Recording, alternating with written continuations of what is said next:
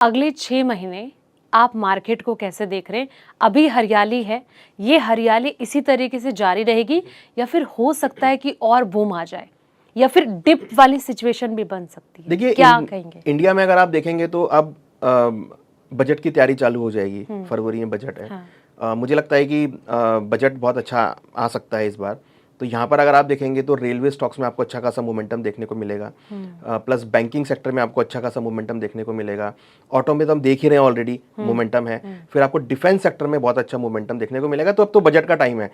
और बजट के टाइम में मुझे लगता है कि प्री बजट रैली भी आपको यहाँ पे देखने को मिलेगी और पोस्ट बजट भी आपको अच्छा खासा मोमेंटम देखने को मिलेगा। तो करेक्शन तो मुझे लगता नहीं कि कोई यहाँ पर बड़ा मार्केट में आपको देखने को मिलेगा। आई एम वेरी ऑप्टिमिस्टिक कि बजट से पहले और बजट के बाद आपको बहुत अच्छे रिफॉर्म्स यहाँ पे देखने को मिलेंगे और कहीं ना कहीं जो बजट में अनाउंसमेंट्स होंगी वो मार्केट को सपोर्ट करेगा।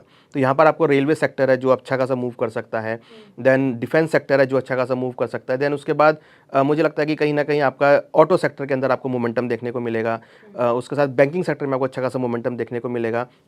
हो सकता है कि फाइनेंस सेक्टर में भी आपको अच्छा खासा मोमेंटम देखने को मिले। तो सारे सेक्टर चलने वाले हैं। तो अब ये जो टाइम है ना, यहाँ पर जो नेगेटिव थॉट्स है वो नहीं है यहाँ पर, क्योंकि अब ट्रम्प साहब भी थोड़े पॉजिटिव मूड में आए हैं। दूसरी तरफ जियोपॉलिटिकल टेंशन थोड़ी सी रुक गई हैं। अगर हम देखें तो कोई ऐसा रशिया यूक्रेन में कोई ऐसा बड़ा वॉर नहीं दिख रहा है। काफ़ी टाइम से शांत होकर बैठे हैं। और दूसरी तरफ क्रूड के प्राइस थोड़े लोअर हैं जो कि इन्फ्लेशन को जनरली सपोर्ट करते हैं। तो मुझे लगता है कि अब क्रूड के प्राइस नीचे हैं तो वो भी पूरे ग्लोबल इन्फ्लेशन को कंट्रोल करके रखेंगे। कमोडिटी के प्राइस अगर आप देखेंगे तो इंडिया के अंदर बहुत अच्छा मानसून गया है।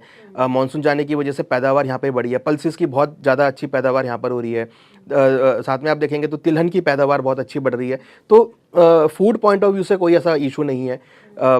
लोगों की पर कैपिटा इनकम भी यहाँ पे इंक्रीज हो रही है। तो मुझे लगता है कि ओवरऑल जो पिक्चर है ना थोड़ी सी पॉजिटिव मुझे यहाँ पे लगती है, जो कि एक ब्रॉडली अगर हम देखें तो मुझे लगता है कि आने वाले 3-4 महीने, इवन अगर हम 6 महीने की बात करें तो बहुत अच्छी जहाँ पे जा सकते हैं। और मुझे लगता है कि मार्केट आपको हो सकता है कि नए हाइज के ऊपर भी जाता हुआ दिखाई दे। बिल्कुल बिल्कुल। अनुज जी, अब मैं कमोडिटीज़ की तरफ रुख करूंगी। अगर मैं गोल्ड और सिल्वर की बात करूं, देखिए जब दिवाली से पहले आपने प्रिडिक्ट किया था और मैं ये कह भी रही थी कि जिस तरीके से मार्केट क्रैश होता है कि आपको लगता है कि सोना चांदी भी क्रैश हो सकता है, तो आपने यही कहा था कि देखिए इतना इफेक्ट तो नहीं होगा लेकिन थोड़ा बहुत हो सकता है, जो कहीं ना कहीं सच भी साबित हो रही है। मतलब दिवाली के वक्त तो 1.5 लाख तक सोने की प्रिडिक्शन की जा रही थी, 2 लाख चांदी पहुंच जाएगी। हालांकि वहां तक ऑलमोस्ट टच करते करते चांदी बची है। और मैं अभी जो हमने देखा उसके बाद सिचुएशन एकदम धड़ाम हो गया था। बहुत सारे क्वेश्चन लगातार। $500 गिरा है गोल्ड। ये सोचिए दिवाली वाले दिन गोल्ड ने हाई बनाया इंटरनेशनली 4381, $4381 का हाई बनाया। और उसके बाद अगर आप देखेंगे तो नीचे में $3880 तक नीचे आया। तो ऑलमोस्ट $490-500 गिरा महज 7-8 दिनों में।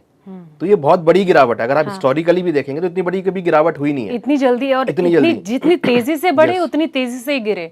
तो कहीं ना कहीं ये जो गिरावट थी ना, ये एक थोड़ा सा फोमो क्रिएट हो गया था कि फिजिकल मार्केट में गोल्ड नहीं है, शॉर्टेज है, सिल्वर की शॉर्टेज है, उसकी वजह से थोड़ा फोमो क्रिएट हुआ। तो एक अनप्रेडिक्टेड प्राइस इंक्रीज हो गए थे। और उसके बाद जो प्राइसेस है वो करेक्ट होते हुए दिखाई दिए। मुझे लगता है कि अभी जो करेक्शन है ना ये थोड़ा स्टेबल होगा। यहाँ पे हम कोई बढ़त या बड़ी गिरावट एक्सपेक्टेशन नहीं कर रहे हैं। जो एक प्राइस होता है ना एक्चुअल प्राइस के आसपास, वो उसके पास आता हुआ दिख रहा है। हो सकता है कि आपको काफ़ी एक कंसोलिडेशन यहाँ पे देखने को मिले। बट आज जो हम एक्सपेक्ट कर रहे थे कि प्राइस गिरे हैं वो यहाँ पर प्राइस गिरे हैं। तो जो व्यूअर्स ने सुना होगा, जो रुक गए होंगे, उनको यहाँ पर अच्छा खासा एक मौका मिल गया होगा कि आप निचले स्तर पर खरीदारी कर सकते हैं। लेकिन अगर मैं इन्वेस्टर्स के हिसाब से बात करूँ तो अगर उस वक्त दिवाली के वक्त कोई नया इन्वेस्टर रहा होगा, उसने जो पैसा लगाया होगा, तो कहीं ना कहीं तो ये हो सकता है ना कि मतलब उन्होंने जो पैसे लगाए होंगे फिर उनको थोड़ी तकलीफ भी होगी कि एकदम से देखिए धड़ाम हो गए दाम। देखिए जिसने पैसा लगाया होगा या तो उसको उस टाइम नीड होगी, ठीक है, कि भाई उसको लेना ही है। तो और गोल्ड सिल्वर के मैं भी कहता हूँ कि अगर आपने पैसा लगा भी दिया तो आपको घबराने की जरूरत नहीं है, क्योंकि गोल्ड सिल्वर एक इन्वेस्टमेंट का प्रोडक्ट है, ट्रेडिंग का प्रोडक्ट नहीं है। अदरवाइज कि आप ज्वेलरी का बिजनेस कर रहे हो या बुलियन का बिजनेस कर रहे हो, आपको बेचना ही है, तो वो अलग चीज़ है। बट अगर आप एक निवेशक के तौर पे अगर आप पैसा लगा रहे हैं तो आपको घबराने की जरूरत नहीं है। आप देखिए अगर हम इन 10 दिनों की बात करें तो नीचे 3880 तक के लेवल आए थे। आज अगेन गोल्ड का भाव $4000 के ऊपर है, ठीक है। गोल्ड का सिल्वर का भाव नीचे $46 तक चले गए थे, आज अगेन $48 के ऊपर है। तो रिकवरी बहुत फास्ट आई है। तो ऐसे ही रिकवरी आपको देखने को भी मिलेगी। तो अगर आपका लॉन्ग टर्म व्यू है तो मुझे लगता है कि घबराने की जरूरत नहीं है। आप जो भी डिप मिले, हम पॉडकास्ट में हमने कहा भी था कि अगर आप गोल्ड सिल्वर में पैसा लगा रहे हैं तो आपको अगर कोई गिरावट मिल रही है तो आप उसमें ऐड ऑन करते चलें, जिससे कि आपकी एवरेज हो जाए। अगर आपकी एवरेज होगी तो आपको बहुत अच्छा प्राइस मिलेगा। तो ये मौका है जिन्होंने हायर लेवल पे ले लिया है कि ये जो गिरावट आ रही है यहाँ पर आप ऐड कर लीजिए उसमें, आप इन्वेस्टमेंट करते चलें, जिससे कि आपका जो प्राइस है वो एवरेज हो जाए और जब प्राइस इंक्रीज हो तो आपको एक अच्छा रिटर्न मिले। बिल्कुल अनुज जी, लेकिन सवाल ये ना कि जिस तरीके से अभी प्राइस जो गिरे हैं, कहीं ना कहीं ये कहा जा सकता है ना कि सोने पे भरोसा मत करो, कब ये उठ जाए कुछ पता नहीं है। तो अभी क्या लग रहा है, क्योंकि दाम तो देखिए कभी गिरते हुए देखे ही नहीं है, मतलब थोड़ा बहुत 19-20 का फर्क हुआ है। तो अभी खुश होना सही है या फिर कहीं ना कहीं उस कंडीशन में या उस स्थिति में फिर से आ सकता है सोना और चांदी? देखिए मैं ये बात कहना चाहूंगा कि जब सेंट्रल बैंक्स अभी भी अपने पोर्टफोलियो में ऐड कर रहे हैं, हाँ, तो इंडिविजुअल क्यों ना ऐड करे।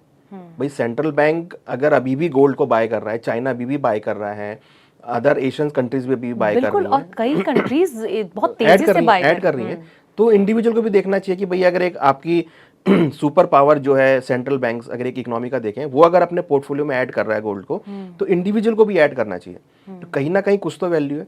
दूसरी बड़ी बात, सिंपल सी इकोनॉमिक्स में समझता हूँ कि अगर डी डॉलरेशन हो रहा है सब जगह पे, पूरे हर कोई डॉलर को नहीं अपनाना चाह रहा, हर कोई चाह रहा है कि भाई हम अपनी करेंसी को प्रमोट करें, और हर कोई चाह रहा है कि भाई हम अपनी करेंसी में ही व्यापार करें, तो एक ऐसा प्रोडक्ट चाहिए जो पूरे ग्लोबल में चलता हो। तो गोल्ड के अलावा और कुछ नहीं है। अब कुछ बोलेंगे कि भाई क्रिप्टो मार्केट में अवेलेबल है, बट क्रिप्टो की एक्सेप्टेबिलिटी जो है वो कई कंट्रीज में नहीं है। तो हम इसको ये नहीं बोल सकते कि ये एक मीन्स ग्लोबल करेंसी है। हालांकि हो सकता है कि आने वाले 10 सालों में 15 सालों में एक्सेप्टेबिलिटी आ जाए, don't know, nobody knows. But gold एक ऐसा प्रोडक्ट है जो आज के टाइम में अवेलेबल है।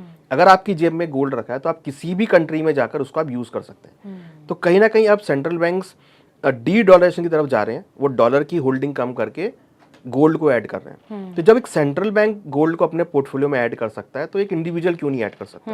हम ये नहीं कह रहे कि भैया आप 100% गोल्ड रखो, आप एक फ्लो में आप गोल्ड को ऐड करते चले, जिससे कि आपको एक रिस्क अगर कहीं पर भी हो तो गोल्ड आपको रिटर्न दे। ये हमने हिस्टोरिकली देखा है। हाँ। मैं डेटा के बेस पे कह रहा हूँ कि अगर आप अपने पोर्टफोलियो में 10 से 15% गोल्ड रखते हैं, चाहे वो आप ETF के fॉर्म में लें, चाहे आप फिजिकल फॉर्म में लें, चाहे आप उसको डेरिवेटिव फॉर्म में रखें, तो कहीं ना कहीं आपको वो हेज प्रोवाइड करेगा।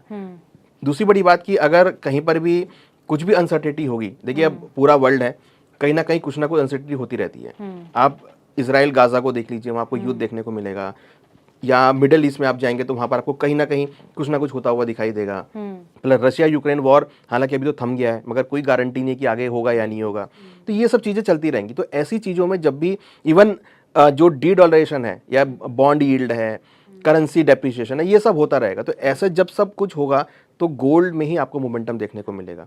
तो अगर किसी ने हायर लेवल पे ले लिया है तो मेरा ये मानना है कि उनको अगर लोअर लेवल आते हैं तो वहाँ पर ही आप कुछ क्वांटिटी ऐड करें, SIP के फॉर्म में ऐड करें, एक छोटी छोटी क्वांटिटी में ऐड करते चलें, जिससे कि अगर कुछ भी अनसर्टेनिटी होगी, अब जिंदगी है तो अनसर्टेनिटी होना तय है, तो अगर अनसर्टेनिटी होगी तो आपको गोल्ड हेज करेगा। इवन मैं तो कह रहा हूँ अगर आपको अनसर्टेन नहीं भी होती है, आपको ज्वेलरी की रिक्वायरमेंट है, आप उसको कन्वर्ट करा लीजिए ज्वेलरी में। आपको ज्वेलरी पहनने का मन है तो आप ज्वेलरी में उसको रख लीजिए। आगे बच्चों की शादी होगी, वहाँ पर आप उसको यूज़ कर सकते हैं। तो ये गोल्ड सिल्वर तो ऐसा है कि अगर आपको रेट नहीं भी मिल रहा है तो आपको अगर शादी में यूज़ करना है, आप उसको ज्वेलरी बना के यूज़ कर लीजिए। तो बहुत सारे उसके यूसेज हैं जिसको आप इजीली यूज़ कर सकते हैं। तो इन्वेस्टमेंट, मेरा ये मानना है कि गोल्ड सिल्वर में अगर आप इन्वेस्टमेंट कर रहे हैं तो आपको घबराने की जरूरत नहीं है। आप उसको धीरे धीरे करके ऐड करें, एग्रेसिव वे में ऐड बिल्कुल ना करें। जब आपको लगे कि कुछ आपके पास सरप्लस मनी है, आपको कुछ एसेट लेने का मन कर रहा है, तो आप गोल्ड में ले लीजिए। आपको लगता है कि नहीं आज कोई बहुत सारे इवेंट है, आपको लगता है कि नहीं मेरे को कुछ एक्स्ट्रा कुछ लेना है, तो आप गोल्ड सिल्वर बाय कर लीजिए, ज्वेलरी आप ले लीजिए, या कॉइन लेके रख लीजिए, या ETF में ऐड कर लीजिए। तो कहीं ना कहीं आपका इन्वेस्टमेंट का पार्ट बनेगा।